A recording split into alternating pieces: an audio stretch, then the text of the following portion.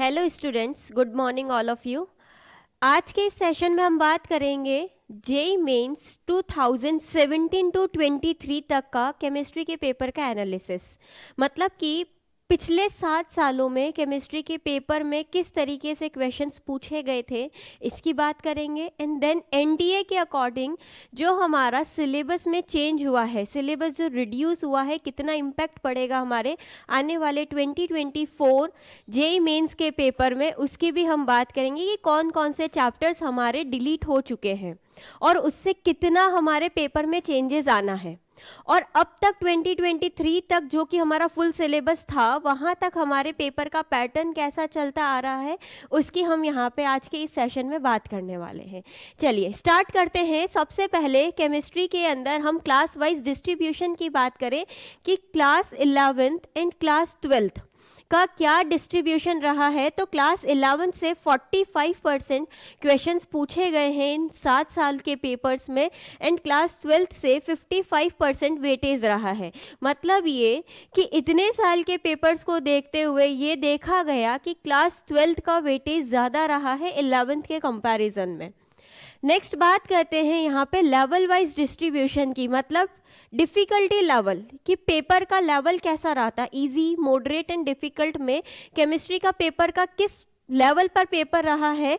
तो इजी रहता है 35%, मॉडरेट रहा है 61% and only 4% he difficulty level रहती है। मतलब ये कि अगर आपके पास 30 क्वेश्चंस आते हैं, 20 MCQ एंड 10 इंटीजर, जिसमें से आपको 5 करने रहते हैं, तो टोटल 25 क्वेश्चंस में से 4% ही आपका पेपर के अंदर डिफ़िकल्टी लेवल रहती है। Otherwise paper easy to moderate category में ही रहता है।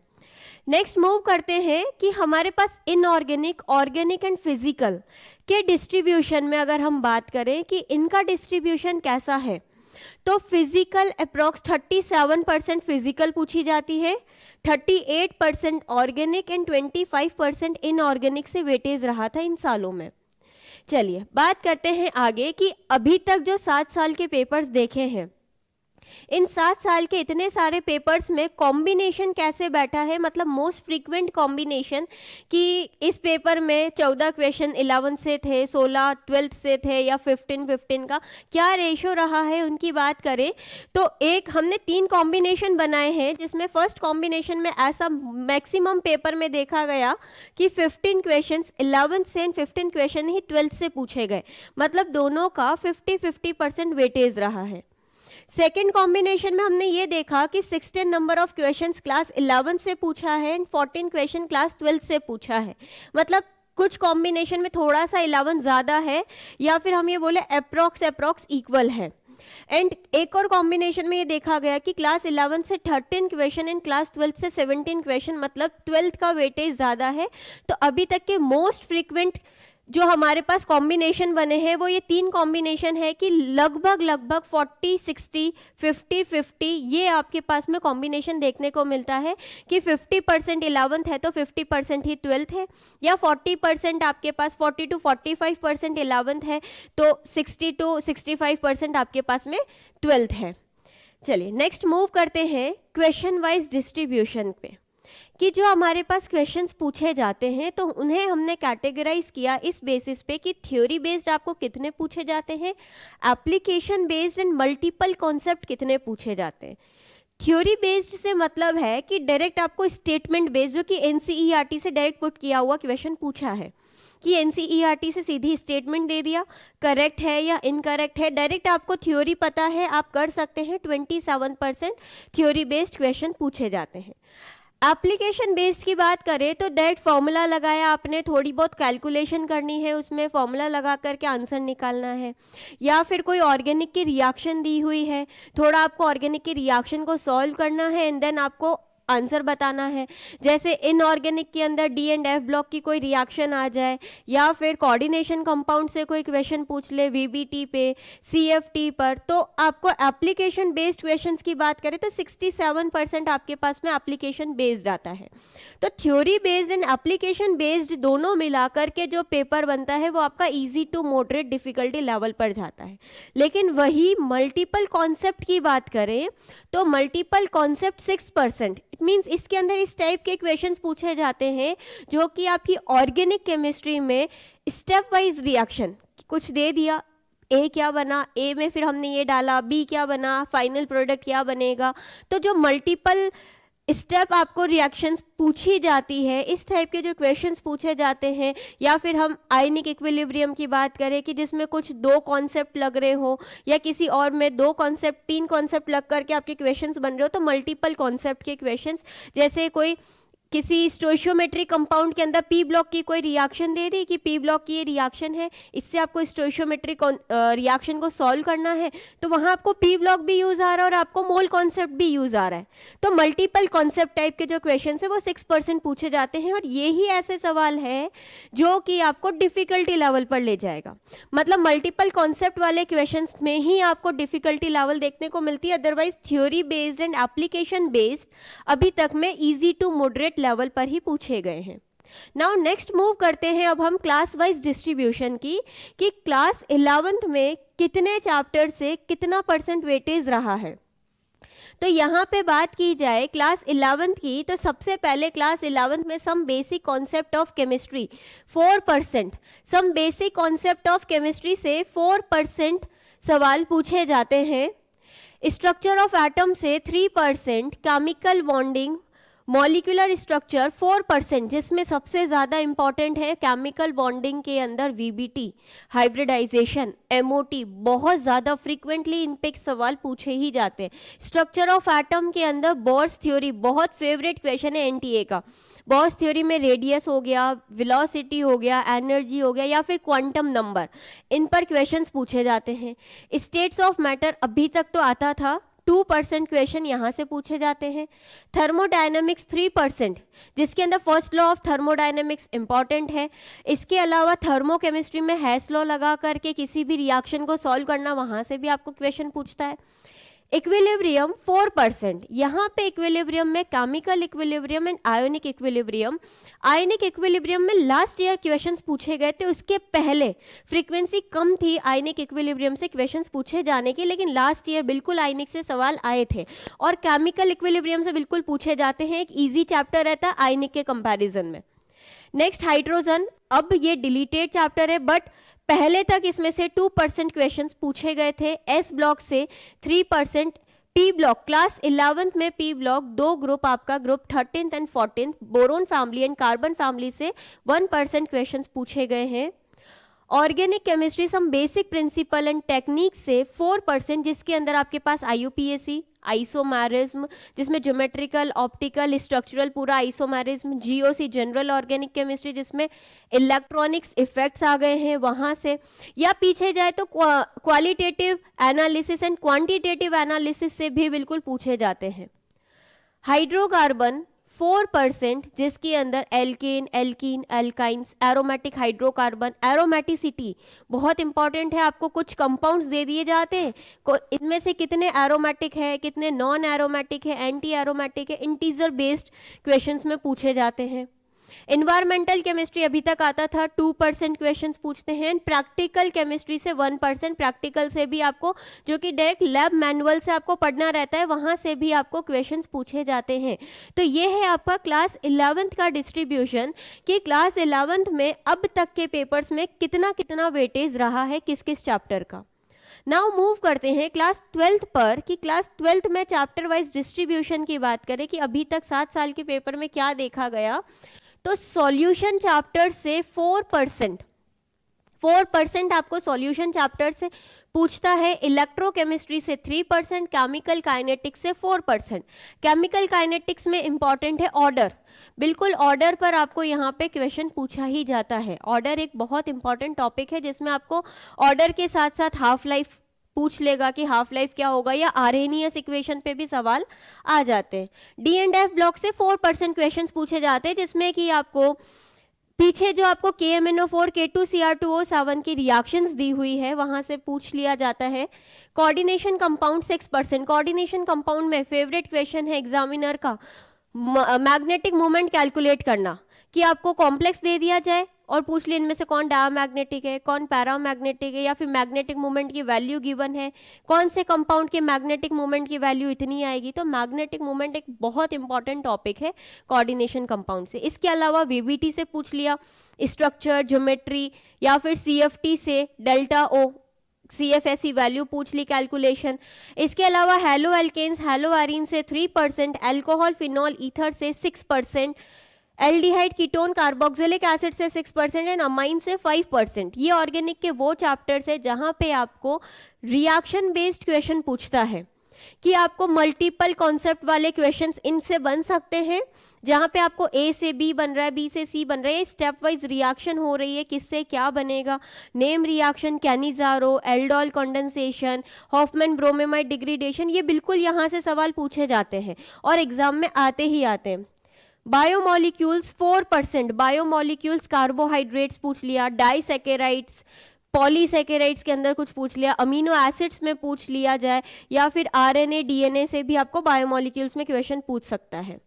सॉलिड स्टेट 2% अब तक पूछा जाता था, इस बार जेई मेंस ने सॉलिड स्टेट को बिल्कुल ही रिमूव कर दिया है। जेई मेंस के पेपर में सॉलिड स्टेट इस बार नहीं पूछा जाएगा।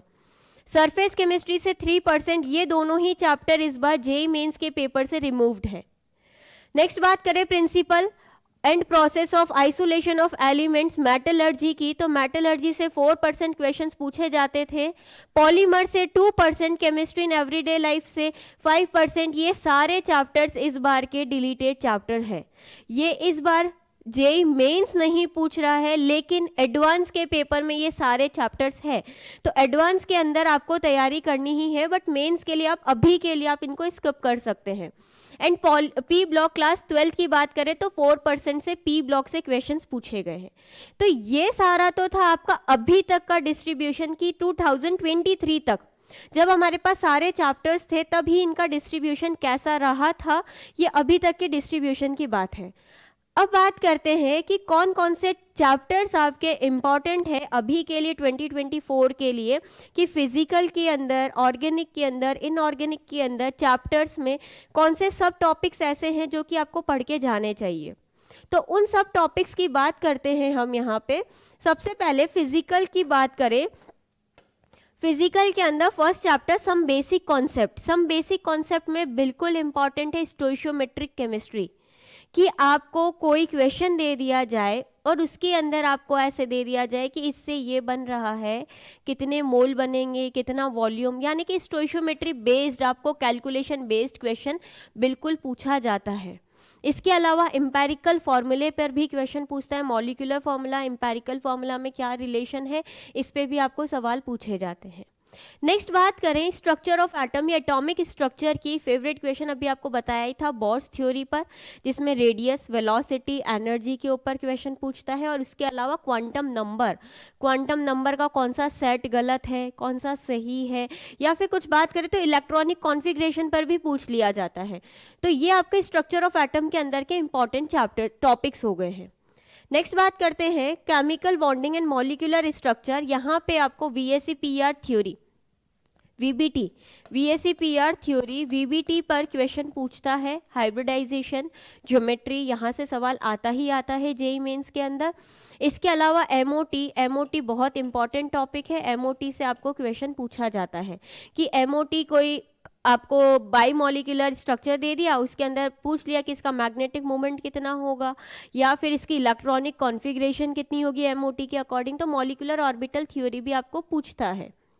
नेक्स्ट थर्मोडायनेमिक्स की बात करें तो थर्मोडायनेमिक्स के अंदर first law of thermodynamics important है। इसके अलावा हेस लॉ, जहाँ पे आप एंथैल्पीज को कैलकुलेट कर सकते हो स्टेप वाइज रिएक्शन के अंदर, तो हेस लॉ भी इंपॉर्टेंट है। इक्विलिब्रियम में आपको आयनिक इक्विलिब्रियम की बात करें हम तो पीएच कैलकुलेशन आनी चाहिए, पीएच पे कैलकुलेशन पूछी जाती है।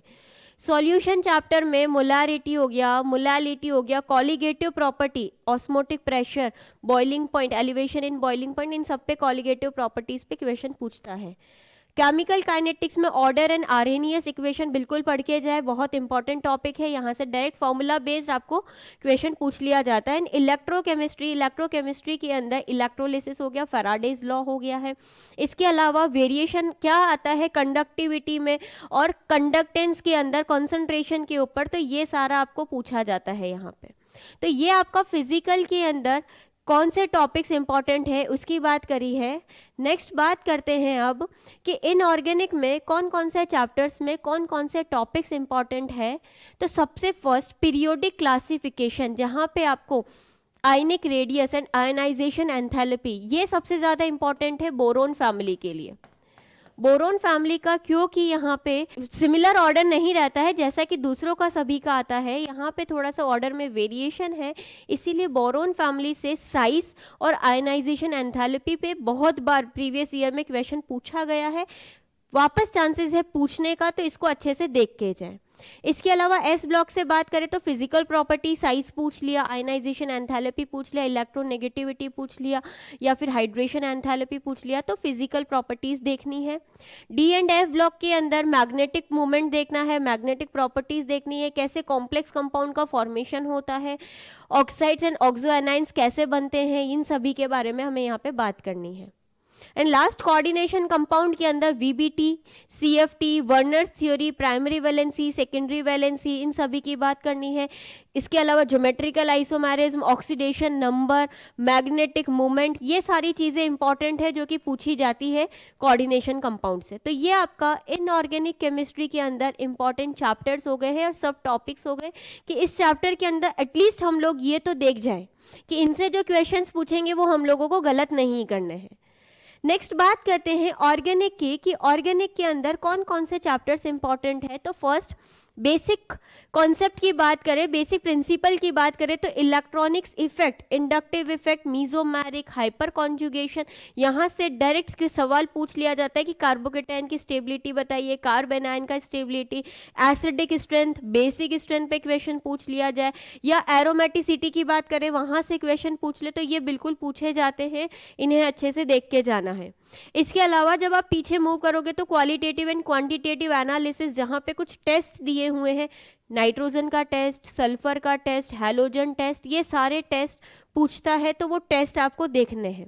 इसके अलावा बाकी के remaining hydrocarbon, halo alkane, halo arenes, alcohol, phenol, ether, carbonyl compounds, aldehyde, ketone, carboxylic acid and amines में बात करें तो जितने भी टॉपिक्स है वहाँ पे इलेक्ट्रोफिलिक सब्स्टिट्यूशन रिएक्शन बता दो, फ्री रेडिकल सब्स्टिट्यूशन बता दीजिए, इलेक्ट्रोफिलिक एडिशन कैसे होती है, फ्री रेडिकल एडिशन कौन देता है, या फिर रिएक्शन COOH की रिएक्शन बता दीजिए, OH बॉन्ड का क्लीवेज कैसे होता है, या फिर मिक्स्ड नेम रिएक्शन की बात करें, कुछ नेम रिएक्शन आ गई, वुड्स रिएक्शन, फिंकेल्स्टन रिएक्शन आ गई, हॉफमैन ब्रोमेमाइड आ गई, तो कुछ नेम रिएक्शन जैसे कि इंपॉर्टेंट है, जैसे राइमाटिमन रिएक्शन हो गया, बहुत इंपॉर्टेंट है, इंटरमीडिएट्स क्या बनते हैं, फाइनल प्रोडक्ट क्या बनते हैं, तो ये सारी चीज़ें आपको एग्जाम में पूछता है, ये छोटी छोटी बातें बिल्कुल ध्यान रखनी है आपको। एंड लास्ट बायोमॉलिक्यूल, बायोमॉलिक्यूल के अंदर डाइसैकेराइड्स, पॉलीसैकेराइड्स पे सवाल पूछता है, ग्लूकोज की रिएक्शन बहुत इंपॉर्टेंट है, ग्लूकोज की रिएक्शन पे क्वेश्चन पूछा जाता है, ग्लूकोज की साइक्लिक स्ट्रक्चर पे पूछ लेता है। इसके अलावा अमीनो एसिड्स, अमीनो एसिड पर कितने आप कौन कौन से एसेंशियल अमीनो एसिड है, नॉन एसेंशियल अमीनो एसिड है, आपको इंटीजर बेस्ड में पूछ लिया, कुछ अमीनो एसिड की लिस्टिंग दे दी आपको, एंड फिर पूछ लिया उसके अंदर कि कौन कौन से इसमें कितने ऐसे हैं जो कि एसेंशियल है, कितने हैं जो नॉन एसेंशियल है। Structure of protein, primary, secondary, tertiary, quaternary structures की बात कर ली जाए, या न्यूक्लियोटाइड, RNA और DNA, जिसके अंदर बहुत अच्छा क्वेश्चन ये पूछता है वो जेई के अंदर कि DNA के अंदर कौन कौन से नाइट्रोजिनस बेसेस होते हैं, RNA में नाइट्रोजिनस बेस कौन कौन से हैं, शुगर कौन सी है, फॉस्फेट ग्रुप क्या है, ये सब। और इसी के अंदर बायोमॉलिक्यूल में इस साल एक न्यू टॉपिक भी इंट्रोड्यूस हुआ है जो कि है आपका हॉर्मोन्स। हॉर्मोन्स एक छोटा सा टॉपिक दिया हुआ है NCERT में भी, जिसमें कि बहुत ही बेसिक सी बातें करिए कि हॉर्मोन्स क्या होता है, किस किस टाइप के हॉर्मोन्स होते हैं, जो जनरल आप लोगों ने बहुत सुने होंगे, थायराइड ग्लैंड से थायरॉक्सिन, ग्रोथ हार्मोन हो गए, ये सारे हॉर्मोन्स आप लोग थोड़ा सा देख के जाएं। नेक्स्ट अब बात करते हैं कि अब कौन कौन से चैप्टर ऐसे हैं जो कि 2024 में रिमूव्ड हो चुके हैं। अभी तक की हमने बात करी है कि 2023 तक का क्या पैटर्न फॉलो हुआ है, इन 2024 में अब क्या डिलीट हो चुका है। अच्छा, एक इम्पॉर्टेंट बात, ये जो भी डिलीटेड चैप्टर है ये सिर्फ और सिर्फ जेईई मेंस ने डिलीट किए हैं, एडवांस ने नहीं किए। तो अगर आप सिर्फ आपका फोकस जेईई मेंस पर है तो इन्हें आप स्किप कर सकते हैं, लेकिन अगर आपका फोकस जेईई एडवांस के ऊपर है तो एक बार को आप इन चैप्टर्स को पढ़ के रखिए, एक बार उनको ऊपर से गो थ्रू कर लीजिए, एंड देन जब आपके पास में बीच में जो एडवांस और जेईई मेंस सेकंड के बीच में जो टाइम मिलेगा तब आप इन चैप्टर्स को अच्छे से पढ़ लीजिएगा। मतलब ये कि इनको पढ़ना तो है ही है एडवांस के लिए, मेंस के लिए आप एक बार को इनको छोड़ सकते हैं। जैसे कौन कौन से चैप्टर है, तो फिजिकल केमिस्ट्री की बात करें तो सॉलिड स्टेट पूरी तरीके से रिमूव्ड हो चुका है, स्टेट्स ऑफ मैटर हट चुका है, लेकिन इसके अंदर PV is equals to NRT ideal gas equation चाहिए है, क्योंकि अगर ये पता होगी तो हम थर्मोडायनेमिक्स कर पाएंगे। तो हल्का फुल्का सा आपको स्टेट्स ऑफ मैटर के बारे में नॉलेज होनी चाहिए, पता होना चाहिए कि इसके अंदर क्या क्या होता है। सरफेस केमिस्ट्री की बात करें तो पूरा एनसीईआरटी ने डिलीट कर दिया है, तो आप इसको छोड़ सकते हैं, लेकिन थोड़ा बहुत इसके अंदर के कुछ टॉपिक जैसे कैटलिस्ट हो गया, तो कैटलिस्ट आप बिल्कुल केमिकल काइनेटिक्स में पढ़ते हैं तो थोड़ा बहुत उसे पढ़ के जाए। कुछ सोल हो गए, लायोफिलिक लायोफोबिक सोल, ये बिल्कुल प्रैक्टिकल केमिस्ट्री में दिया हुआ है, तो आप वहाँ से इसको पढ़ सकते हैं। ऑर्गेनिक केमिस्ट्री से पॉलीमर बिल्कुल डिलीट हो गया है, in chemistry in everyday life बिल्कुल डिलीट हो गया। तो ये तो अच्छी बात है आप लोगों के लिए, ये चैप्टर्स डिलीट हो गए, क्योंकि इन्फॉर्मेशन बेस्ड चैप्टर थे जिसको आज याद करना है फिर कल भूल जाते हैं, फिर वापस कल याद करना है, तो इनको बार बार हमें रिवाइज करना पड़ेगा। तो अच्छी बात है एक बार को कि जेईई मेंस ने इन चैप्टर्स को डिलीट कर दिया है, तो आपको इतनी इन्फॉर्मेशन ध्यान रखने की जरूरत नहीं है। इनऑर्गेनिक से बात करें तो एस ब्लॉक हटा दिया पूरा, हाइड्रोजन पूरा हटा चुके हैं। पी ब्लॉक के बारे में सारी चीज क्लियर नहीं दी हुई है, क्योंकि पी ब्लॉक के अंदर कंपाउंड्स हटाए हैं, लेकिन जितनी भी प्रॉपर्टीज है वो दी हुई है। बट एक बार को आप लोगों को कंपाउंड्स की भी थोड़ी बहुत स्ट्रक्चर पता होनी चाहिए, जैसे H3PO3 का स्ट्रक्चर कैसा होता है, H3PO4 का स्ट्रक्चर कैसा है, H2SO4 की स्ट्रक्चर कैसी है, HNO3 का स्ट्रक्चर कैसा है। तो थोड़ा बहुत आपको कंपाउंड की स्ट्रक्चर के बारे में नॉलेज होना चाहिए, तो एक बार इसको आप देख लीजिएगा। Last environmental chemistry and metallurgy, ये बिल्कुल डिलीट हो चुका है। इन्वायरमेंटल केमिस्ट्री में क्योंकि बहुत ज़्यादा इन्फॉर्मेशन थी, आपको कुछ डाटाज भी याद रखने पड़ते, तो ये एक अच्छी चीज़ है, गुड न्यूज़ है कि ये आपके लिए ये चैप्टर डिलीट हो चुका है पूरा। एंड मेटलर्जी की बात करें तो मेटलर्जी वैसे तो डिलीट हो गया है, लेकिन मेटलर्जी के अंदर कुछ ओर्स के बारे में आप देख लें कि ओर का फॉर्मूला, क्योंकि कुछ और ऐसे हैं जो कि आपको डी एंड एफ ब्लॉक के अंदर दिए हुए हैं, तो उसके लिए आप लोग थोड़ा बहुत ओर्स के बारे में ध्यान रखें। तो अगर हम इन सभी को समराइज करें तो सॉलिड स्टेट आप बिल्कुल स्किप कर दें, सरफेस केमिस्ट्री आप स्किप कर दें, लेकिन स्टेट्स ऑफ मैटर में PV is equals to NRT आपको पढ़ना है। तो फिजिकल केमिस्ट्री के अंदर ज़्यादा चेंजेस नहीं हुए हैं सिलेबस को लेकर के, बस ये 2 ही चैप्टर ऐसे जो कि आपको बिल्कुल हटाने, स्टेट्स ऑफ मैटर थोड़ा बहुत पढ़ना है, तो फिजिकल में ज़्यादा चेंज कुछ नहीं आया। ऑर्गेनिक की बात करें तो ऑर्गेनिक से 2 chapters polymer and chemistry in everyday life बिल्कुल आप स्किप कर सकते हो। तो ऑर्गेनिक में भी ये 2 चैप्टर्स ऐसे थे जो कि ज़्यादा इन्फॉर्मेशन बेस्ड थे, आप इनको स्किप करेंगे, ज़्यादा चेंजेस नहीं आता है। लेकिन इनऑर्गेनिक में थोड़ा सा चेंजेस ज़्यादा है क्योंकि चैप्टर्स ज़्यादा रिमूव्ड हुए हैं। S block, hydrogen, P block, environmental बिल्कुल स्किप कर दे एंड मेटलर्जी को स्किप कर दे, बट ओर्स पढ़ लें। एंड पी ब्लॉक के अंदर फिजिकल प्रॉपर्टीज पढ़नी ही है और कुछ कंपाउंड्स की स्ट्रक्चर देख लीजिए, बाकी इन दोनों चैप्टर को आप स्किप कर सकते हैं। तो बेसिकली लास्ट कंक्लूजन ये रहा है कि ज़्यादा कुछ चेंजेस है नहीं, मेजर चेंजेस जो है वो आपका इनऑर्गेनिक केमिस्ट्री में ही है। सीधे के सीधे चैप्टर्स डिलीट हुए हैं, तो चैप्टर को अभी के लिए आप स्किप कर सकते हैं, बट एडवांस के अंदर आपको इन चैप्टर्स को पढ़ना पड़ेगा, क्योंकि एडवांस ने किसी भी चैप्टर को रिमूव नहीं किया। एडवांस में ये चैप्टर एज इट इज़ है, तो एडवांस के लिए आप लोग जो आपको JEE means phase 2 and advance के बीच का टाइम पीरियड मिलता है 1 महीने का, वहाँ पे आप इन रिमूव चैप्टर को पढ़ सकते हैं, बट एक बार को आपको इनको पढ़ लेना चाहिए एंड बाद में आप इनको वापस पढ़ लें। एंड मेंस की बात करें कि जिन बच्चों का पर्टिकुलर फोकस सिर्फ और सिर्फ मेंस पर है, तो आप उन्हें बिल्कुल अभी के लिए स्किप कर दें एंड जितने चैप्टर्स आपके सिलेबस ने जेईई मेंस ने दिए हैं वो चैप्टर्स को आप लोग अच्छे से पढ़ के जाए। इन चैप्टर्स की बात करें तो मैक्सिमम आपको आपकी प्रिपरेशन के अकॉर्डिंग अगर ये देखें तो फॉर्मूला बेस्ड क्वेश्चन ज़्यादा पूछा जाता है। एनसीईआरटी को बिल्कुल टच में रखिए। एनसीईआरटी की हर एक स्टेटमेंट आपको अच्छे से पता होनी चाहिए, वैल्यूज़ आपको पता होने चाहिए। बार बार आप फॉर्मूलेज याद करते रहे, उनको रिवाइज करते रहे। क्वेश्चंस का पैटर्न वही आपका इजी मॉडरेट लेवल में ही देखा जाता है। अगर इस बार का पेपर इजी है तो वो सबके लिए इजी आएगा, मॉडरेट सबके लिए मॉडरेट, और अगर डिफिकल्ट भी आता है तो सबके लिए आता है, क्योंकि इस बार आपके पेपर में कुछ चेंजेस हुए हैं, चैप्टर्स कम हुए हैं। तो अगर सपोज पेपर टफ भी आएगा तो वो सबके लिए है, तो घबराना नहीं है, जितना आता है उतना अच्छे से करना है, क्योंकि कुछ भी चेंज है तो वो सिर्फ हमारे लिए नहीं है, सभी के लिए है। इसलिए अच्छे से एग्ज़ाम दीजिए, एकदम फ्रेश होकर के, फ्री माइंड के साथ, बिना किसी टेंशन के, बिना किसी स्ट्रेस के। All the best.